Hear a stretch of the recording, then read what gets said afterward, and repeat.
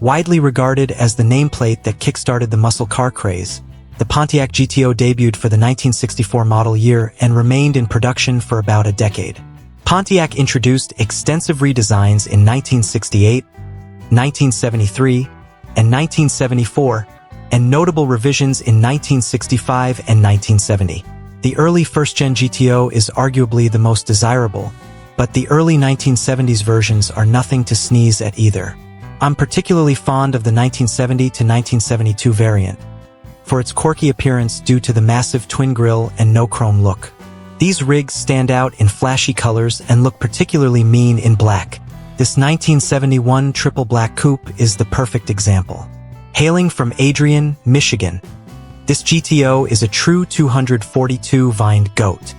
It's been in the same family for over 30 years and is described as highly original. The vehicle is an older restoration, but the black paint and the black interior look almost brand new. The GTO rocks a 4-barrel 400 cubic inch, 6.6-liter V8 engine. It was one of 2 displacements available in 1971, with the other being the bigger 455 cubic inch, 7.5-liter V8. The latter was obviously the most potent option, delivering 325 horsepower in standard spec and 335 horsepower with the HO upgrade.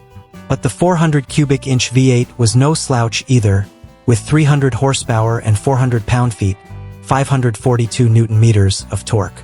The mill mates to a 3-speed automatic gearbox with the rear console shifter. Both the engine and the transmission are numbers matching, according to the seller. That's certainly refreshing because many of these GTOs were abused and lost their factory drivetrains back in the day. The muscle car appears to be in outstanding condition inside and out. I could nitpick about the dusty interior and slightly dirty engine bay, but it's nothing that can't be fixed with a proper detailing. The ad includes fewer photos than I'd want to see before I'd place a bid, but the seller is willing to provide more info over the phone and even send videos of the car running. Surprisingly enough, the auction doesn't have a reserve. It's gotten a lot of attention, too, with 31 bids having increased the price to $20,505. The listing, which got hot auction status from eBay, ends this Monday. The 1971 GTO is notably rarer than its predecessors. Pontiac sold only 10,532 examples that year, including 661 convertibles and 374 Judge models.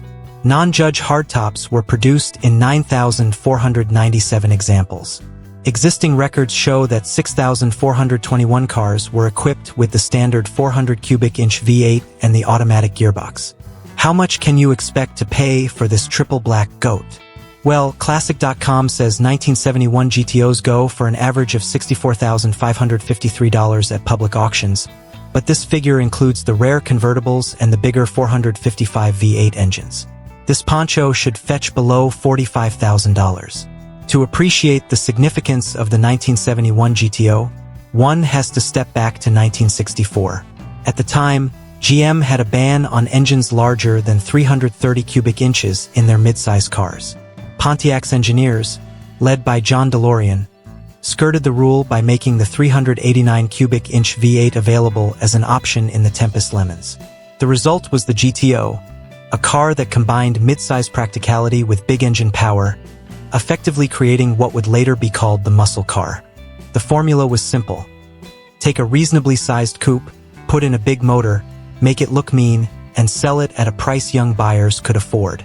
The GTO hit the sweet spot of performance and affordability, and its success forced other automakers to respond. By the late 1960s, every American brand had at least one muscle car contender. The second-generation GTO, 1968 to 1972, went through several design evolutions, but the 1970 to 1972 models are especially distinctive. Pontiac adopted the Endura front end, a body-colored urethane nose that integrated the bumper and grille.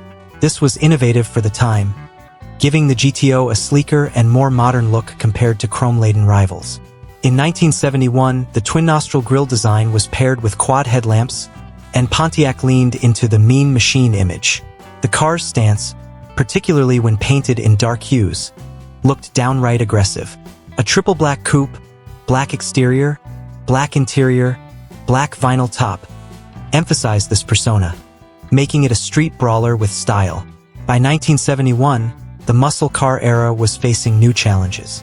Insurance companies were cracking down on high-horsepower cars, emissions regulations were tightening, and Detroit automakers were beginning to lower compression ratios in anticipation of unleaded gasoline.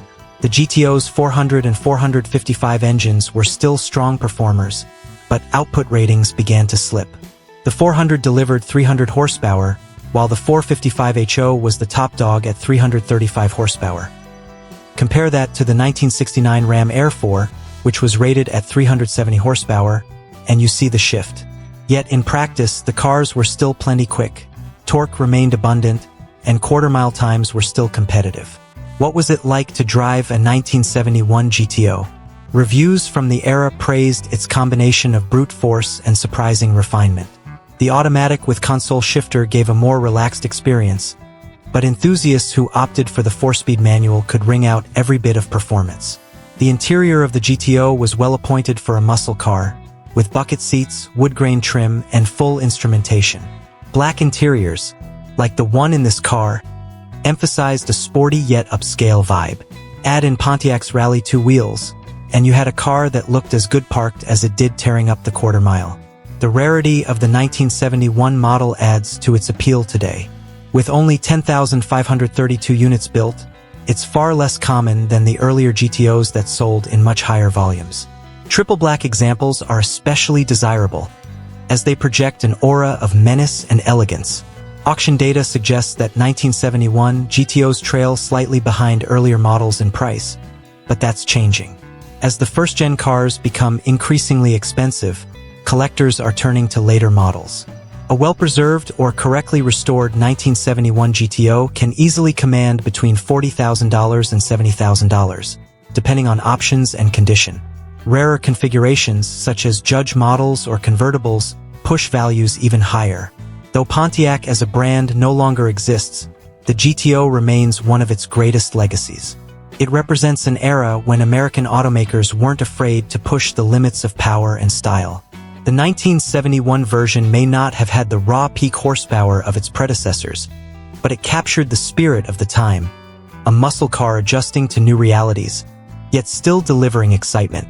This triple black 1971 GTO, with its originality and family-owned history, is more than just a classic car. It's a survivor, a reminder of when the streets of America thundered with V8 power, and a symbol of Pontiac's boldness in the face of change. By 1971, the Pontiac GTO was no longer alone in the muscle car ring. What had begun in 1964 as a clever loophole to GM's engine displacement rules had snowballed into a full-scale war. Chevrolet was selling the Chevelle SS454, a car that had earned instant credibility thanks to the LS6 engine option in 1970 that pushed a factory-rated 450 horsepower. Dodge had the Charger R/T and the Coronet Super B, both available with the almighty 426 Hemi. Plymouth fielded the GTX and Roadrunner, while Ford countered with the Mustang Mach-1 and the Torino Cobra. Even AMC got in the game with the AMX and Javelin. Against this crowded field, the 1971 GTO held its ground not with sheer horsepower, but with its reputation, design, and balance of performance. Its 400 and 455 V8s remained competitive, but the GTO also carried an intangible asset, heritage. It was the car that started it all, and by 1971 it had a loyal following. Buyers who wanted the original muscle car gravitated toward Pontiac dealerships, even as the horsepower numbers across Detroit began to shrink. The GTO also benefited from a presence in pop culture that many rivals lacked. By the early 1970s, the car had already been immortalized in music, most famously in the 1964 hit song Little GTO by Ronnie and the Daytonas. That tune cemented the GTO as a symbol of youth, speed, and rebellion. In movies and television, the GTO showed up often enough to reinforce its image as a street brawler. It wasn't always the star Steve McQueen's Mustang in Bullitt or the Dodge Charger in the Dukes of Hazzard may get more screen time, but the GTO was ever present in the background of American car culture. By 1971, a triple black example like the one in Michigan would have been exactly the kind of car a young hot rodder would dream of pulling up to a Friday night cruise in. No discussion of a muscle car is complete without touching on its drag strip reputation.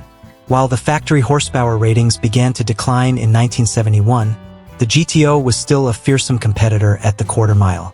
The 400 V8 could push the car through in about 14.5 seconds, while the 455 HO shaved that time closer to the mid-13ths when properly set up. Pontiac enthusiasts were also adept at coaxing more power from the engines. With some tuning, carburetor adjustments, and aftermarket headers, many owners found they could reclaim the horsepower lost to lower compression ratios. In that sense, the GTO's bark was still backed up by plenty of bite, and it remained a favorite at drag strips across the Midwest and beyond. The fate of many GTOs in the 1970s and 1980s was not kind. As insurance premiums skyrocketed for performance cars and fuel prices soared, muscle cars often changed hands for cheap. Young owners thrashed them, raced them, and often parked them in backyards when repairs got too expensive. Many lost their original drivetrains, interiors, and even entire bodies to rust. That's why a 1971 GTO that still carries its numbers-matching 400 V8 and automatic transmission is such a rarity today. Collectors place a premium on originality, and a car that's been in the same family for over 3 decades speaks volumes about its care and provenance. Even if the restoration is older, the fact that it still presents so well is a testament to both its quality and the pride of ownership behind it. In today's classic car market, the Pontiac GTO occupies a unique niche. First-generation cars, especially the 1964 to 1967 models, command high premiums because of their historical importance. The 1968 to 1970 models attract buyers who like their aggressive styling and higher performance ratings. The 1971 and 1972 cars, meanwhile, represent a turning point, a bridge between the peak of the muscle car era and the challenges that followed. Because of that, they are sometimes overlooked, but savvy collectors recognize their value. Prices for 1971 GTOs remain more accessible than those of earlier models, but values have been climbing steadily. As more enthusiasts are priced out of the high-dollar 1960s GTOs, the early 1970s examples are gaining traction. A triple black coupe in excellent condition may still be had for under $50,000. But the trajectory suggests that these bargains won't last forever. Ultimately, the 1971 GTO is more than just numbers on a spec sheet or auction results on a sales chart.